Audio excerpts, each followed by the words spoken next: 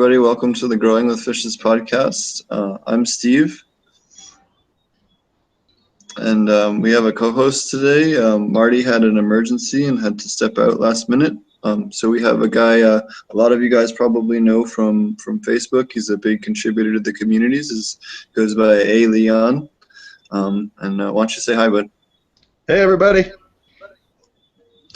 He was kind enough to step in last minute for us for Marty and fill in, and he's going to be talking to a bunch about his experiences. He's not growing cannabis right now, but he grows a bunch of other stuff, and he's a real big community contributor, and we thought it'd be nice to have him on the show, and we wanted to try and diversify the show a little bit. So and still make sure that we had the show on time this week because of Marty having an emergency last minute. So he had to step out, but he'll be back next week. Don't worry about him. Nothing happened to him or anything. He just had some matters he had to attend to.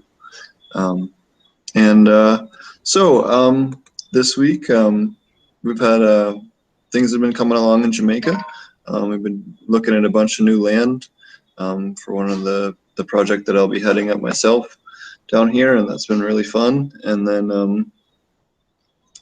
I've been working on some other projects. There's a project in the West Coast that'll be announced here soon that you'll get to hear a lot more on.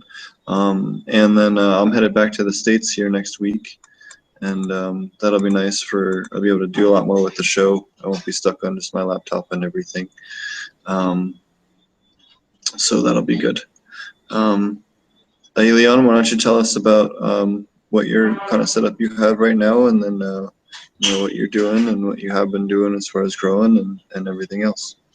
As far as aquaponics goes, because I'm in a rental situation way out here on the eastern slope, the people that I go through to rent, they don't allow too big of operations. So I just have a little 10-gallon aquarium with some goldfish in it, and I have a pair of the Aqua Duo filters for the 10-gallon. It works. I'm finding it works really well. It's decreased the change out for just a 10-gallon aquarium. Usually you do that water change out, every week with your normal filters. Instead, I change the water out maybe once a month, and so that's really great. Really saves me on water. It's just really nice to watch the environment as it develops, and the water doesn't really get too dirty, even with the goldfish. I mean, we all know goldfish are like, the muddiest fish around. They just love their own waste.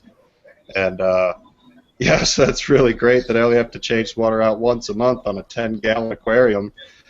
Inside the Aqua Duo filters, I'm growing sage so that I could use the sage cooking and stuff around the house.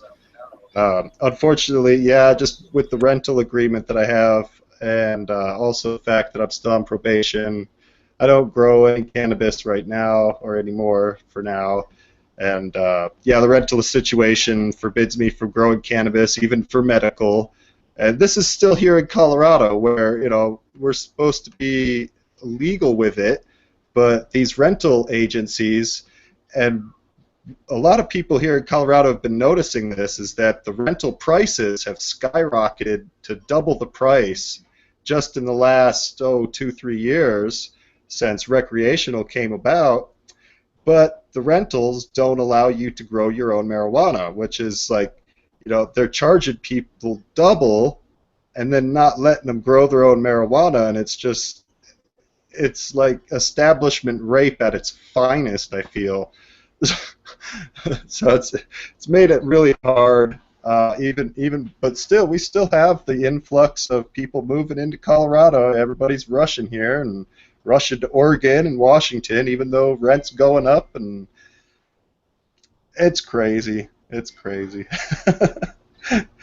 But yeah, so unfortunately, I can't do too big of an operation.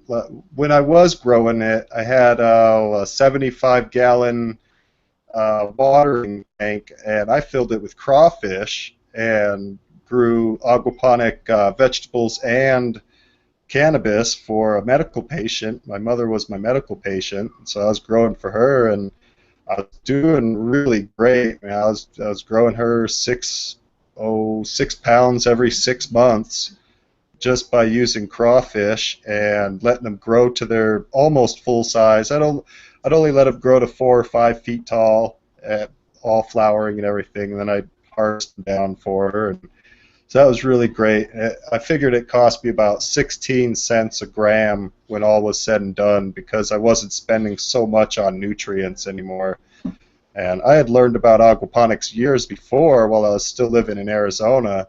Arizona, with their water usage problems, you really always look for ways to conserve that water when you're doing gardening. And so when I had come across aquaponics, I was like, oh, I got to try this. And that was like 15, 20 years ago now, and it was absolutely awesome. You could just go and get a cattle pond, you know, the big steel cattle ponds, and raise your fish in that. And what we were raising was just goldfish. We didn't eat the goldfish or anything, so we'd grow the goldfish, and then we were using that goldfish water to water crops, and just grew a multitude of crops. And I was like, I was hooked right then.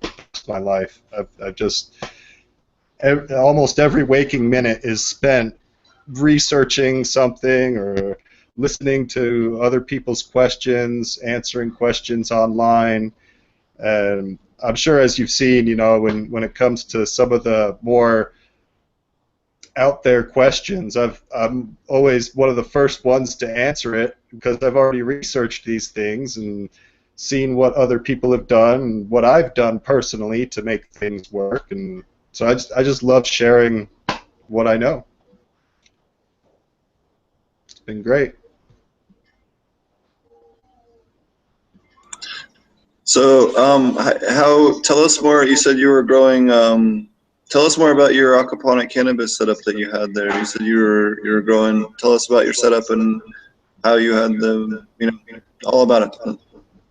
Well, with the aquaponics cannabis that that was about 3-4 years ago now, but when I was growing it, I had the 75-gallon water trough. I had about 150 crawfish in it, and I just went out to the local lake and caught these crawfish and brought them back and threw them in, and everything was fine. I mean, they were great.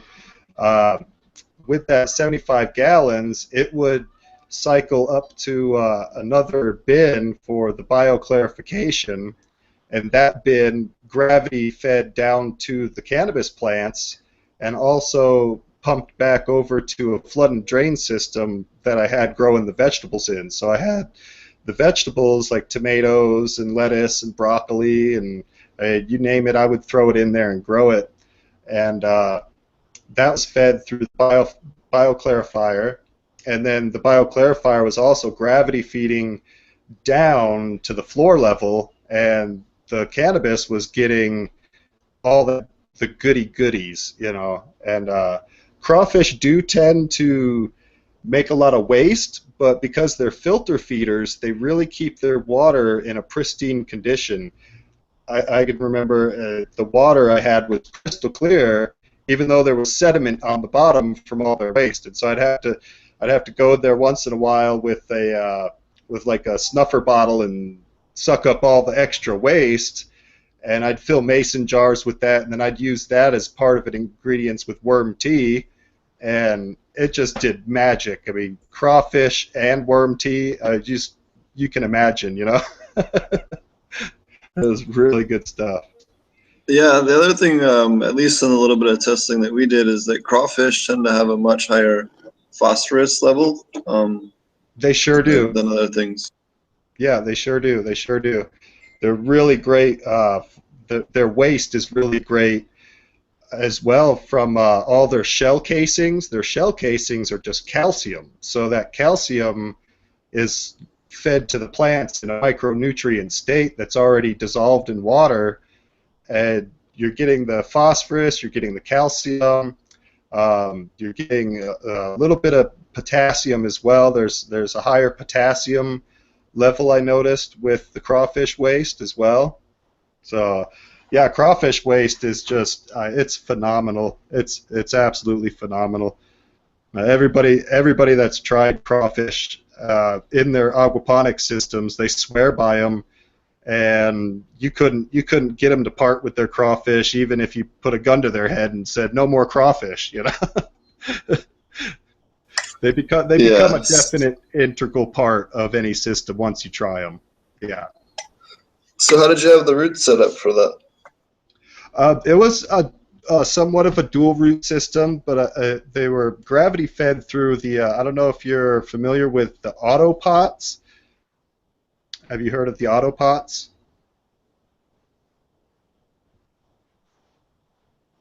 Sorry, I'm still trying to move. The octopot? I've heard of octopots, but not the autopot.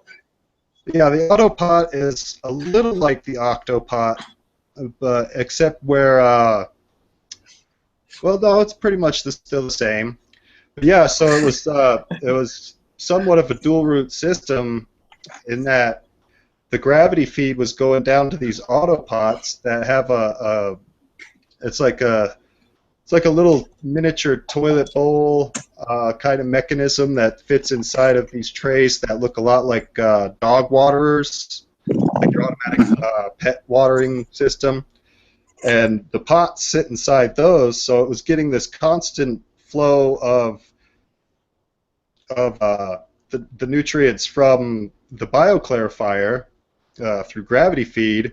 And then whenever I noticed, I need some more manganese, or I need a little higher phosphorus, or if it was coming around time to start giving them carbohydrates, I could just add that right to the top of the autopot, and all it would do is just fill the reservoir up a little more, and the plants would get it, and that wouldn't pollute my aquaponics system. So it was pretty much what I would consider to be a dual root zone system, in that it was getting this constant feed of nitrates, and whenever I needed to add something extra, I'd just add it, and it wouldn't go polluting the whole system, and I wouldn't have to worry. But yeah, it worked great. The autopots are really, I swear by them. They're really great. They're not too expensive. Well, the bigger the system footprint, the more expensive they get, of course. But yeah, they just work really great. I'll continue to use the autopot systems into the future for sure. That's cool. I haven't heard of those before. I'll have to check those out. Yeah, I'll send you some links later on. They're definitely user friendly, real easy to set up. It only takes about 10 minutes to set them up. I had a 6-site system, and then another 6-site system for grow versus flowering, and I would keep rotating my crop so that I would always harvest something on time when my mom needed it, and it worked out really good, and it wasn't too expensive. It was maybe $500 for all 12 sites. Yeah, That's it not wasn't bad. too bad at all. Yeah, it wasn't too bad at all. So yeah, I really swear by them, and they automatically water themselves, which was just it added a whole level of ease to maintaining my system for them to just water themselves, and all I had to do is check them really once a day. Oh, it needs a little magnesium, and then I'd mix some Epsom salt and give it that without polluting the system, or the bioclarifier. Like, I didn't have to add anything to the bioclarifier. I just add it right to the autopot itself, and the plant would get it. And I was also a really big fan of using grow stones. I know people have seen me post about grow stones before, and quite a bit, but once you try grow stones and you prepare them properly, and because they do have to soak in a pH neutral solution, and I was just doing that in my bathtub, where I just add some pH down to it and soak them overnight, and the next day they were fine.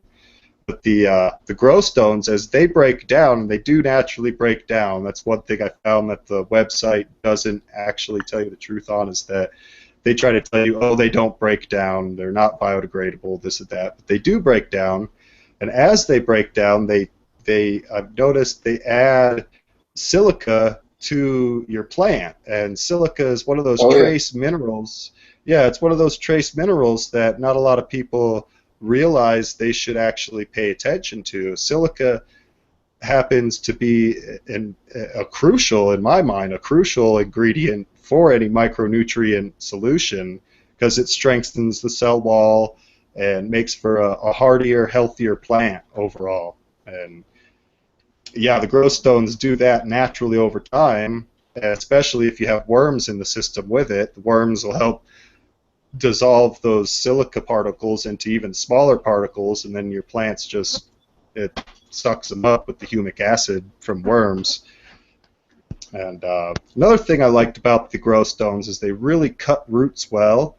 It just really turns stringy roots into a root ball.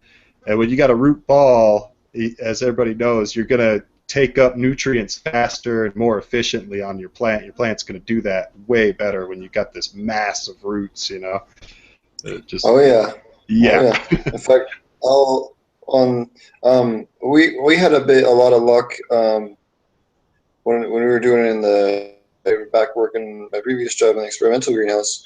We would put like 4 bags of those in for every maybe 1 bag out of every 3 or 4 bags that we would put to fill up a 4x4 grow bed is about 4 to 6. 3x3 is 4 bags. 50 liter bags of 4x4 I think is 8 or something like that, 7.5, something like that. Anyways, we'd use 1 bag as the grow stones for the silica addition, and Yeah. the only problem we had is if you ever did like a whole system with it, it kind of adds too much silica and it raises the Yeah. pH a little too much. Yeah. So it's a great thing to mix in. It's just not a good thing to use as your base. Actually, give me a minute or two here, and I can pull up a picture of. I had a lot of good luck. I actually have some real good side-by-side pictures of some aquaponic dual root zone versus non-dual root zone tomatoes root structure. Right. Here we go. So this was from the lab that I took back when I worked at Aquaponic Source. Hold on, I think I have a horizontal picture here too. Yeah, there we go. So these are 2 tomatoes, and they're back to back, and you can see the root size isn't even close. Like it's just night and day different. Not Right. even remotely close. And that's Right. dual root zone. The bottom one is dual root zone, and the top one is just a tomato that was straight in the media without doing dual root zone. That was completely dug up real gently. Both of them were dug up very gently and emptied out. And these were anyone that went to Aquaponic Fest. This was that Aquaponic Source did. This is those tomatoes that were in the dual root zone set up, which I also have pictures of. But this was one of the things that we did for showing off to other people that, hey, this works really well. As far as people that, yeah, here we go. So I mean, the size difference isn't even remotely close between Right. the one that was in the dual root zone had 38% more tomatoes. It had 44% more blooms. It was just completely. It wasn't even close. Yeah.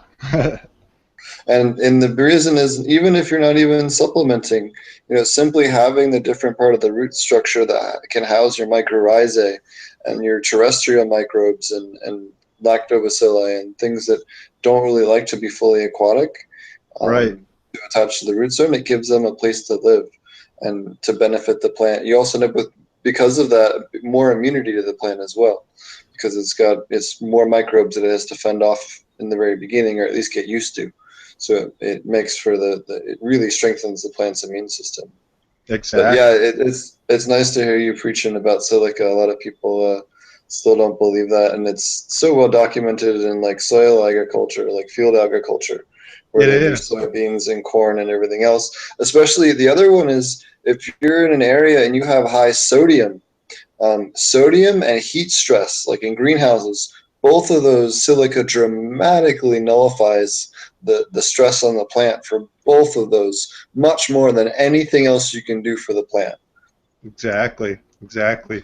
Well, like you were saying, that's one thing I've preached about before too, is having multiple types of media in your bed. And I see a lot of these aquaponic systems that people create, and they just use one media type, like the hydroton or the hydrocorn. And I'm Yep. like, why don't they add some lava rocks or some pea gravel to it? Something Yep. else, because when you look at like a forest floor, it's not just one particle size. Yep. Nowhere in nature will you find one size of particle except on the beach. And out on the beach of sand, what grows in sand? Sawgrass and nothing you want to eat. Yep. Stuff.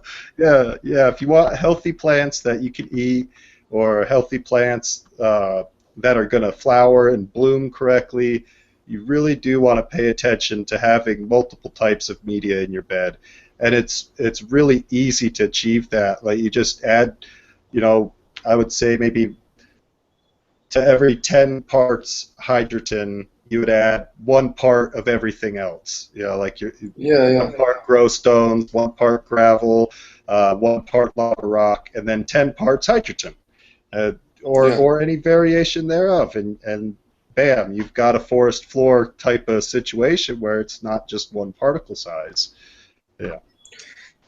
So other things that you could throw in your mix just to go on like time release stuff is biochar. Although I'm not personally a big fan, I know a lot of people that really preach that it works well. If for nothing else, it is a really porous material and it's great because it adds free carbon and it is a great place for your microbes to live and house them. So if for nothing else, it's doing that. Right. But a lot of people, believe in its other beneficial effects. I'll let you guys decide on your own, but if you're a fan of biochar, definitely try that. And then langbonite, which is potassium magnesium sulfate. You can get that in a chunkier form, which doesn't dissolve quite as quick. Hmm. Dolomite, which is calcium magnesium carbonate, and high magnesium aragonite, which you can get at like the reef tank store or higher Mhm. end saltwater aquarium store. Are all great options if you're looking for something you can throw a couple of chips in, a handful in, the media you're putting in your pots when you're doing root zones. All of those can be, greatly beneficial to what what you're doing. Right. Well, I'm sure there's a even a greater list. You could probably throw in things like crushed coral or crushed Yep. oyster shells. I, you name Yep. it, you could probably throw it in there. Right. Just be one cautionary note. Just be mindful when you do any calcium carbonate. Don't put it in your Right. main media bed or put it in a bag so you can remove it later. Yeah. Because after about 6 months, the 6 to 8 months, the amount of calcium that's going to dissolve off of the surface that's exposed is pretty much used up, and it'll start to absorb some of your phosphate, Right. and it can screw with your phosphorus levels. I've actually witnessed in small systems when we overdosed it. It's kind of, you could see visually on the plant leaves some phosphorus deficiency after they were kind of too old. I don't know if that was because the calcium overdosed too much or if that was It because was the plant was absorbing. absorbing it, but one or the other. Um, wasn't able to test that one, but you do want to be mindful that if you do it, you want to be able to remove it, or just putting a handful of chips, like I said, in the bottom of Little your bit. pot that you're going to remove later. Yeah. Just for the end of the cycle, which is about as long as you normally want to put it in there anyway. But yeah, Right. it's a great source. Just make sure it's something you are able to remove. Some people like to throw them directly in the media beds and stuff. Another silly one people do is the banana peels in the beds. That doesn't add any available potassium realistically. No. You have to get like 1,800 of them, and you'd have to like dry them and grind them into a powder, and then maybe like Extract maybe the. even Yeah. burn it. Burn the peels to get the potassium. So it Right. I don't know. It's not worth the effort unless you're like on an island like we are here. Right. Or if you're feeding worms, if you want to supplement the worms diet, but it'd probably be fine. Throw them some banana peels once in a while, or a watermelon rind, things like that.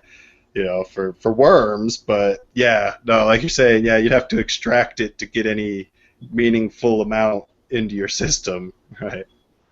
Yeah, we're trying to find the best source we found for silica here is to use some of the freshwater sand here, and mix it in with our soil mix to have some available silica. But it's kind of hard to get any kind of available bulk silica here. Some of the things we're kind of struggling to find.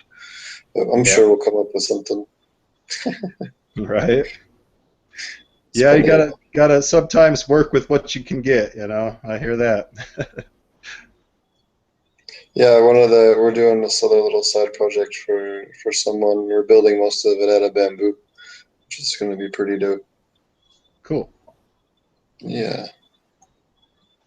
Yeah, I definitely miss doing larger systems. This 10-gallon aquarium's great. It does satisfy that need that I have to do something at least with aquaponics. But like I said, I can't eat the goldfish. I'm not growing any crawfish right now, and that was one of my favorite things to do was eat my crawfish. Whenever I wanted, really. And they were actually breeding on their own right inside the tank. They just breed on their own, and I'd have little baby crawfish running around in the bottom of the tank trying to hide from the bigger adults. And within a couple months, I'd harvest them and have a little cookout. So I miss those things. I do. But even just having the 10-gallon system does satisfy that need. And I'm sure anybody that does aquaponics, once you do it, you develop this need that, hey, I've got to do this no matter what the system size is or what I'm growing. You just want to do it constantly. Yeah, absolutely.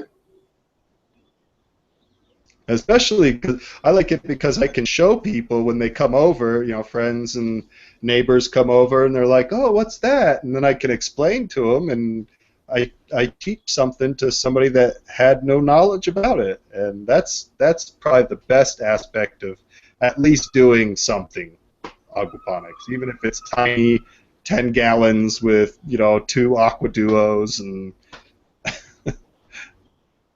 it's a great learning tool for other people. Mm.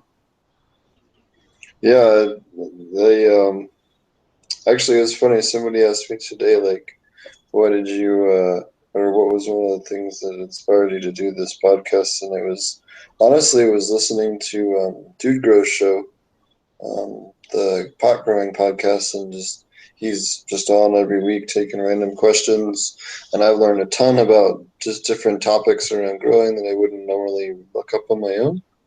And I Right. thought, hey, why don't we do something similar with an aquaponic cannabis show? I'm trying to get people more into aquaponics, mainly involving cannabis, but sometimes not necessarily doing that as the whole episode. So Well, um, yeah, definitely. And I've said it before that, if you want to get into aquaponics, but you're not sure about doing it with cannabis right off the bat, then at least try tomatoes, try some sage, try some peppers. lettuce, increase your Peppers are knowledge. great because you can Yeah, work on your LSTing or you can work on your pinching and bending. It behaves just like a cannabis plant.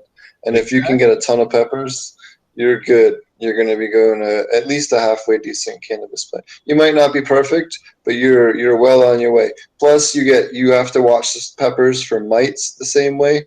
A Right. lot of the leaf curl is similar, depend for the different mite species in peppers. Not exactly the same, but it's a good learning plant if you're looking to not invest, or you're in a state that's looking to possibly vote in November. There's quite a few. Right. Um, Get started now yeah, growing something else, and then you'll have that expertise as you grow. And aquaponics is a learning process. So even as experienced as I am, I still I find I need to get more light to my sage plants, but at the same time I need to keep the temperature of the tank down. So yeah, I'm still I still learn things as I go, and everything's a learning process. I don't think there's like anybody out there who knows it all, so to say, with aquaponics. Yeah.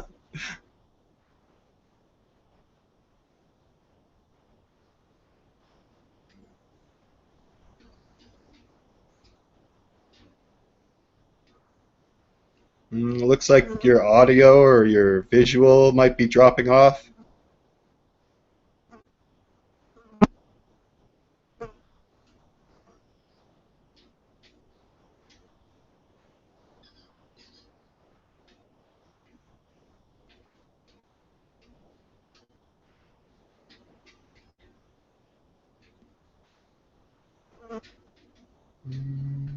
I think we lost you, Steve.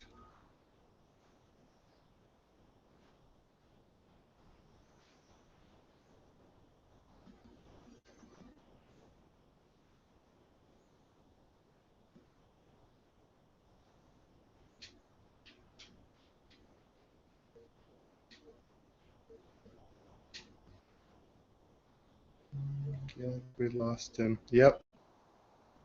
Yeah, we lost him.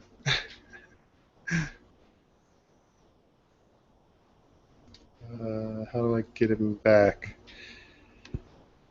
Let's see here.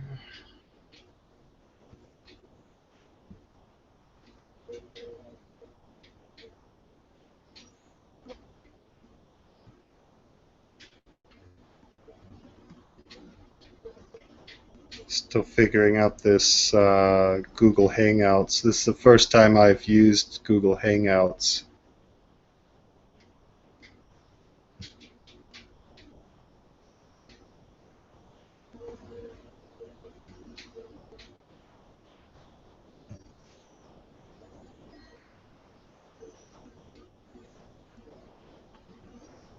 Hmm.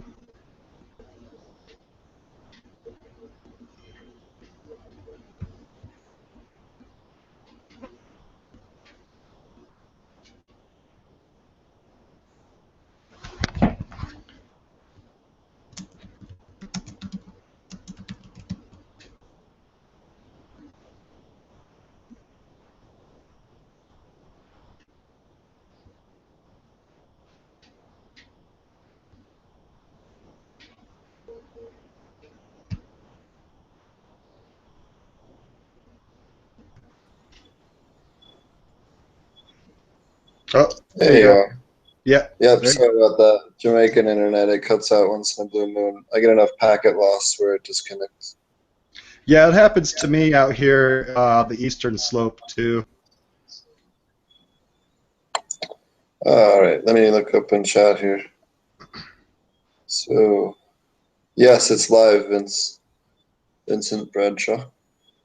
Um, where is it here? I was looking to see if there's any questions anybody had in chat. Go ahead. Sorry, where were we? I didn't mean to get to get lost there. Just gonna roll myself a cigarette. Oh, no worries. Since he's rolling that, I'm going to read off. We got an email today by from KDAC. Um, where is it here? Give me 2 seconds. I'll read it off here. This laptop's just a little dumb, especially when I'm streaming and all.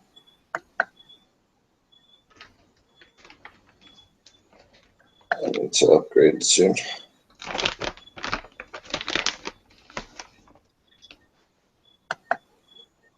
Just gonna reload my email. All right. So I think I was trying the Autopot website, and that is autopot-usa.com. Is the name of it? Is the website that you had mentioned? Well, they have one for the UK, and they also have a site for Australia too. Oh So, yes. yeah, they are international. They're everywhere. Okay, here's Kurt Bind or KDAC. He says, "Hey, hey, Growing with Fishes podcast. I have a couple more questions for today's podcast. If you guys have time, the ideal pH level for cannabis. Mine is currently at 7.8. So your pH, you want generally between 6.6 and 7, ideally. So 7.8, you're going to have some iron lockout issues and a few others issues. Um, can you use lemons as to adjust pH down? No, lemons have citric acid in them, and the use citric acid. Citric acid has citrate in it, which is very toxic to both microbes and fish, and in a closed loop will build up, and you don't want to do that. Um, Eggshells to adjust it up. You can, but you should microwave them to make sure you don't add salmonella to your system, or otherwise bake, sterilize them, bake them, however you want to go about that, and grind them up into a powder so they're more available. They have a higher surface area once you've done that. If you're going to do that, but in general, it's kind of not worth the effort unless you're really in a survival type situation. How large of a soil reamendment kit should I buy for roughly 50 gallons if I'm from buildasoil.com? I'm curious as to how far 15 bucks will go. I'm not familiar with that, and I didn't get this early enough to check it out. I just was running around the island this week, so I'll get back to you on that one, and we'll try to hit it next week. Um, so fish, is there any particular species you prefer? It really just depends on your temperature. If you're going to do a warmer water system, tilapia are great. Cannabis in general wants, 68, 66 degrees for ideal temperature, or even 70. And perch, channel catfish, any of your panfish, crappie, they all do good for that. That's really what I would recommend you for that. Um, Channel catfish are a great one. I think everyone should have a handful of catfish in their system. They keep the current and stuff moving at the very bottom of the tank. They help keep clean up after everything, uneaten food or anything else, or if anything gets injured or dies or whatever, they tend to consume it, or at least they'll poke it around enough for you to notice that it's there. Um, and then it says, finally, can I get your take on this? I had an idea to raise crickets and give them basically PK diet. So I'm assuming you're talking about like gut loading them like you would for reptiles. How effective do you think this would be? You said last time Marty's worm bin does not provide enough potassium, even with the larger than average consumption of bananas. This crushed my stoner idea, I think. I also tried bothering Marty with this idea a while ago, and he didn't seem to think it would work. So yeah, I don't. I mean, yeah, you could gut load them, and that'll help a little bit, but you're simply not going to achieve your optimal levels to get them up. You could, if you have a good mix of, like, I love tilapia for the fact that you can feed them veggies much heavier in flour, and then in veg you can feed them a lot more insects, a lot more pellets, a lot more protein. You'll get higher nitrates, and then the vegetables tend to translate into higher phosphorus. In general, it's not, you know, one to one or anything. It's just it, if you're trying to increase one or the other, those are two things to consider. I'd also like to know why both of you grow cannabis and aquaponics. I started doing it back, or allegedly started doing it back in the day, because it was the best source of nutrients I had, and we were trying to grow real covertly. Um, and I had access to lots of fish waste, and I had an ability to get pretty good nutrient analysis, and then had a pretty good idea of what I needed to boost around it. I was also growing with LEDs 12 years ago, maybe something like that. And back in the day, we were using like reef tank LEDs, and um, 10, 12 years ago, and we supplement them with like reptile UVB AB bulbs and stuff like that, and all different kinds of experimentation back in the day. So that's really how I kind of got it growing in aquaponics, and then I kind of just found a little niche to do it and really enjoy it, and then that was my job at my last job, and then now I was able to found a company on it. And now I just want to kind of spread it out there that hey, this can work, and I'd love to see home growers successful, and I'm all about the home grow movement. And I kind of want to just get out there and share my my experiences and try and help people out, and you know teach everybody else how to do the same. Um, Aquaculture has major advantages to a large farm. What about a personal grower? So the personal grower, you have better taste and cheaper overall cost. Again, like he was saying, it's so much cheaper to do fish feed, especially when you get to the scale where you start raising a lot of your own insects and stuff, or worms and things like that. It gets so much cheaper that you're only supplementing PK, occasionally micros, and iron. It's much cheaper, and you can get really good yields. It tastes so much better because you're not using chemical inputs, and you can load them up with sugars near the end. Get them, it's just amazing flavored, unlike anything else you've ever had. In fact, one of the people I'm working with in Jamaica, he won aquaponic cannabis because the first time he had it, he said it was the best tasting stuff he's ever had in his whole life, and that's what he wants to get involved with. So plus, we had the ability to grow fish and all that here, but that was really nice to hear.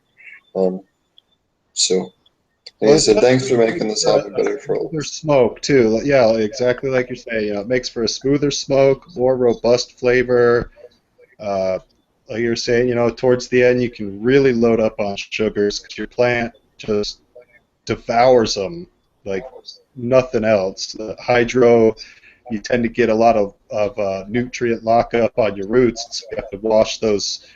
That's what that flushing is all about in hydro, is to Mhm. dissolve the salts that build up around your roots, and Yep. when you're doing that, your plant is locked up and can't absorb the carbohydrates that you're giving it, like molasses or palm sugars. And you can go wild with what kind of sugar you want to give your plant. Oh It's yeah. fabulous. I love it. Yeah. The guys down here in Jamaica like using soursop juice. They press the skins or take the semi-rotten ones or ones that got bugs in them or whatever, and squeeze them out and pour them on the roots of the plants that they keep for themselves. Nice. Yeah, I've done fermented sugars before too, and it Oh is yeah. a noticeable difference. It's nice. Yeah, and it's not so much as the sugar that's going up, it just feeds those microbes and they process and it makes the plants produce more sugars. You're Exactly. not necessarily importing it into the plant that way. Some people think.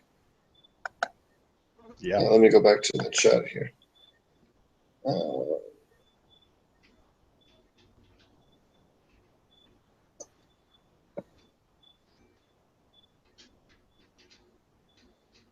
yeah, so Vincent, if you go on my YouTube channel there, you can see I actually visited University of Technology of Jamaica, and posted a thing about it, my visit there. And there's also video from some other places I was in Jamaica. And we'll have a lot more videos next trip because this trip was setting everything up and getting everything squared away and working about the licensing and getting an extra client or two down here. And next time we'll be all building greenhouses and stuff. So it'll be fun later in a month or two. Just depends how long everything takes to ship. So that'll be a lot of fun. And we'll be back over at University of Technology of Jamaica here at some point as well to have a follow up and on their grow. We'll get them with some nice size normal looking plants there and get them all jacked up. I've been talking to them about how to help them out here in email the last couple of days. So it's been fun. Where's the else I have here? Oh, so I was going to talk about phosphorus today. Phosphorus, there's plenty of different freshwater phosphorus kits you can get available. Um, the one thing I did forget to put on here was the range. So some phosphorus sources are rock phosphate, which is a real common one that people actually use for aquaponics. The upsides and downsides to that are that rock phosphate has no real good general availability, so you can't really put it into like a set nutrient calculator or nutrient builder or anything like that because Everybody's varies so much, and even like the vein itself that they harvest it from varies so much. It's kind of hard to get a decent measurement on. Um, and the shoot, come on. Okay, so the range for phosphorus, you're looking at target value. In veg, you're looking at around 20 to 25, and then in flour, you want to be about 35 to 40. Um, you can go up a little bit or down a little bit from there, but generally speaking, that's what you're looking at. Um, and then as far as sources, you also have monopotassium phosphate, which I think we talked about last week when we talked about potassium. That's a great way to add both of those. You can use it both foliarly or in the water. So, just be mindful of how much you use. Don't go crazy with it if you're going to dose it in the water, but it is a good thing, especially if you're watering into the dual root zone. It's great. It's real immediately available and it works real well. Just don't use it real late into flour. Give it about 4 weeks to clean out. Calcium phosphate's another one. They also sold as triple phosphate. You can use that. Be sure you have you maintain your phosphorus to calcium ratios. Hold on. Let's see, the wrong one. I believe it was 3 to 1. Let me double check here. I have these all written down on my thing when I teach. It's been a long day and I smoked a lot of weed. So your potassium to calcium ratio, you want 1 to 3 or 1 to 4 generally to keep it both available, to keep it everything balanced. You guys can recall the episode a couple episodes ago where we talked about Mulder's chart. You can see about how balancing out your nutrients. It's kind of like keeping a disc-shaped teeter-totter where you're trying to keep it from falling. One locks out the other if you get it too high and vice versa. You have too much weight on that end. It imbalances the whole thing. Phos Boost is another great one from Keto Life. I use it a ton in my systems. And it's a fossilized seabird guano. That's the next one on here that I also have on here is any other fossilized seabird guanos. They're another great one. Because they're fossilized, they don't really have any chance of adding bad microbes to your system. Bat guano is also another one, although you should make sure it's sterilized or pre-sterilize it yourself or steam sterilize it or however you want to go about using it. Or just add it to your soil mix when you're using dual root zone and make yourself a good soil mix that's loaded up with good nutrients in it. What do you like to use for your PK boosting, or what did you use? Anything else aside from fish food with your systems, or did you have pretty good luck just heavily feeding them with the crayfish? I guess they're a little bit different as far as their nutrient output. I've only really used them once as the sole source. So, kind of, do you have any other stuff to comment about? Their Uh, waste or how that works? I do. Actually, I tended to use, I would take spinach and broccoli, plants, vegetables, namely, that are high in those nutrients, and put them in a juicer, and then take the pulp with the juice and put that into a fermentation process, and just use the tea, so to say, of natural vegetables that you could grow in your yard that are already high in those nutrients, and it worked like a charm. How long did you ferment it for? Oh, just a couple days, like no longer than a week. Okay, Yeah, that's yeah, interesting. yeah. And then just under the sink, at a dark, cool place where the temperature was level, a lot like brewing beer, but only for no more than a week. Um, just enough to get that cake on the top, and then I'd scrape that cake off and feed the plants the juice. And that worked like a charm. That sounds. So, what did you do with the cake? You just throw that away then, or? Yeah, yeah, I know a lot of people use that. If you're ever doing the fermented brews, you get kind of like the cheese or the cake or whatever you want to call it on top. It's kind of gooey. It's great yep, to put on fruit trees, or if you have trees, right, trees love it. The mycorrhizae, it's a great way to feed them. So, right. if you have this and you're brewing it and you're just like, what am I going to do with it? I'm just going to flush it. Don't do that. go whatever plant that looks like it needs a little help in your yard, put that on there. It'll help out a lot.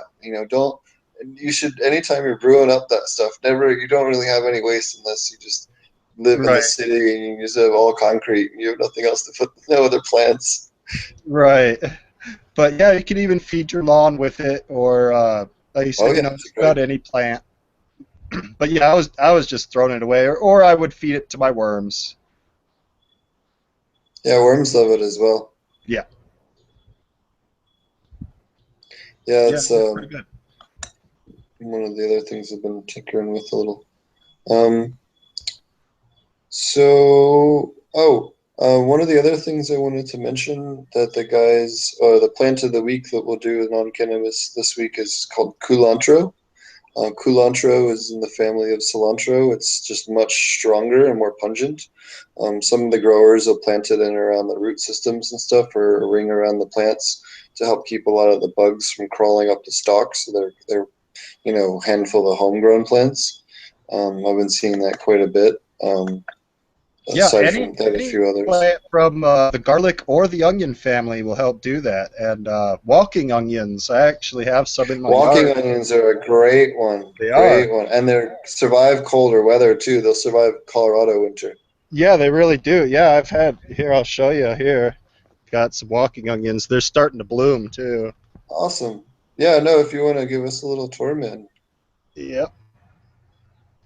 Yeah, so those are the walking onions I have, and they do really great up here. They're just starting to make the little bulbits, and the bulbits are excellent in Show them again. salsas. Yeah, they're really tasty. It's not like the tuber itself. The tuber is really strong, really gritty. I don't really recommend eating the tuber itself of the walking onion, but the bulbits are excellent, excellent. And then my old garden from last year has like gone totally permaculture, and here I'll show you some of it here. So we got the this is the spinach. This is last year's spinach. It came up naturally again this year. And here's some sage from last year. Came right back up this year. I think, yeah, yeah, sage there. And let's see what. Oh, we got some lettuce too that's come back up.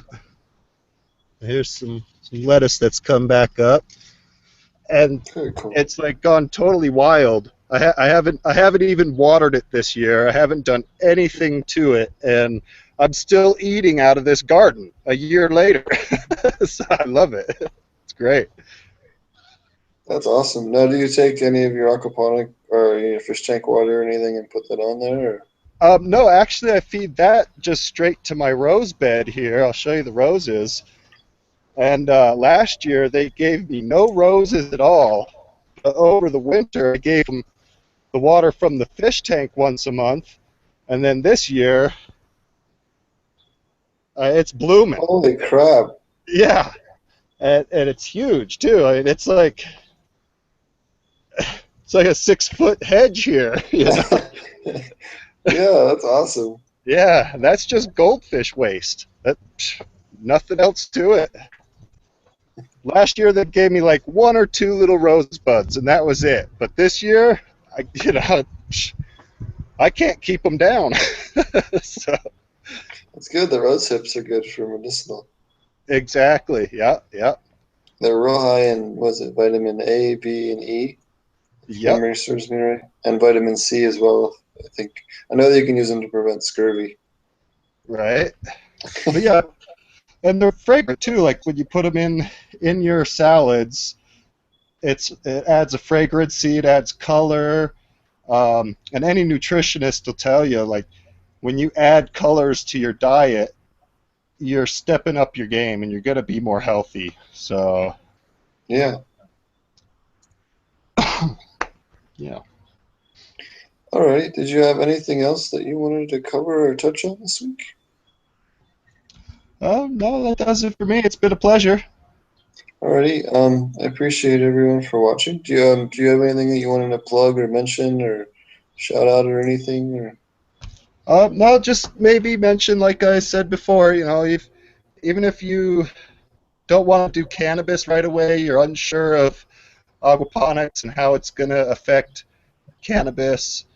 at least try aquaponics for your home vegetables and just see where you can go from there. Even if it's a 10-gallon system and a couple of Aqua filters or something you made yourself to filter that water in your a little aquarium at home, grow some herbs in it and see how it goes and taste them, and you'll notice the difference.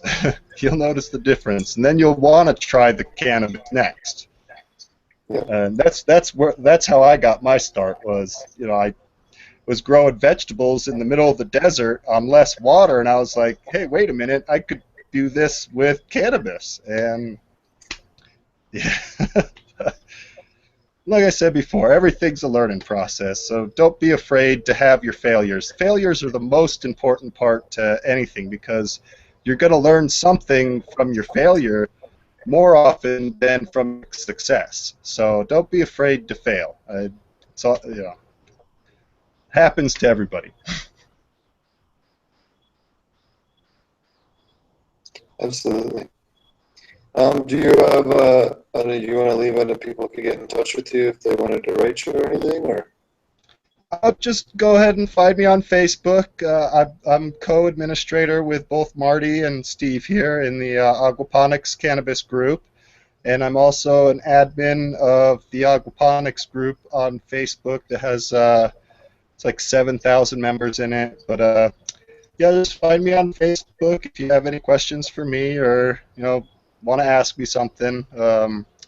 Especially pertaining to the autopot system, because I've been using those for years now, and pertaining to the grow stones. Those are two things that I'm really well versed in with grow stones and the autopot. I've been doing those both pretty primarily ever since I first tried them, 10 years ago or so.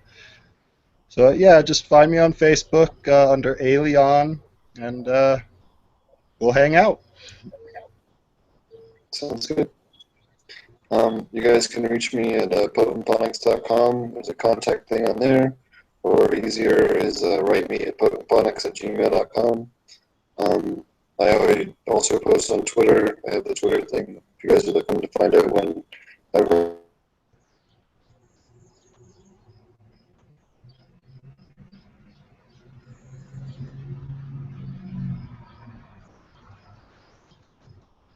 Oh, I think we lost him there at the end.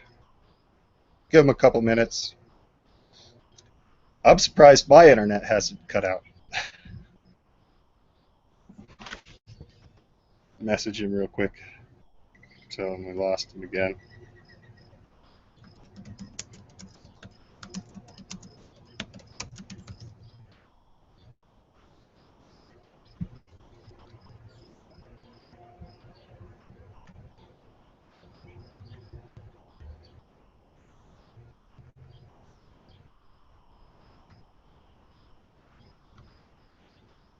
Oh, he left. Okay. See ya.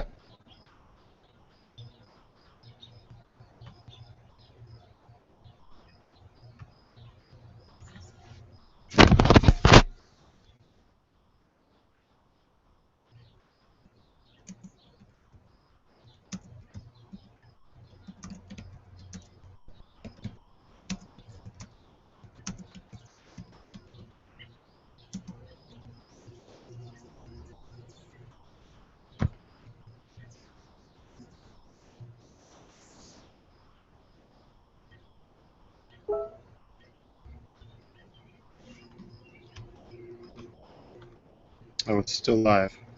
Hold on.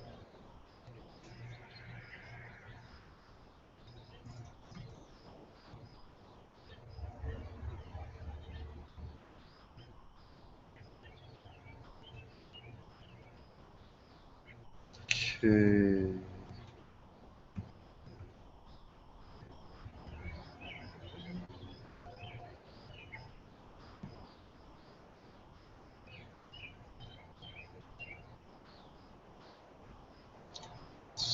Stop.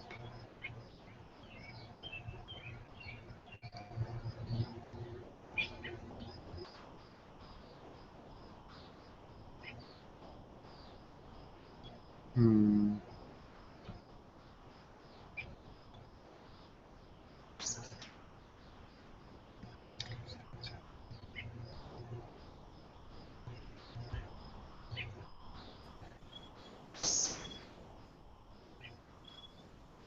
sorry about that.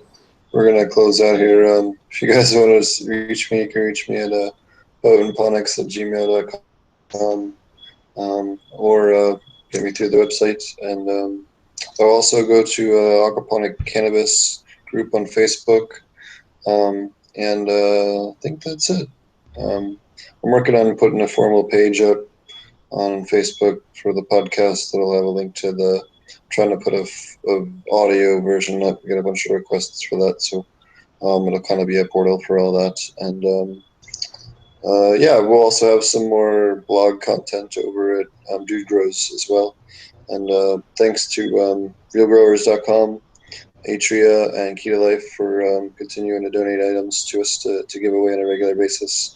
We'll have some stuff to give away when I get back to the States next week and things like that. So thanks again for everyone that's donated items and things to help do this show. Thanks a lot, everybody, and thanks for joining us, and see you guys again next week.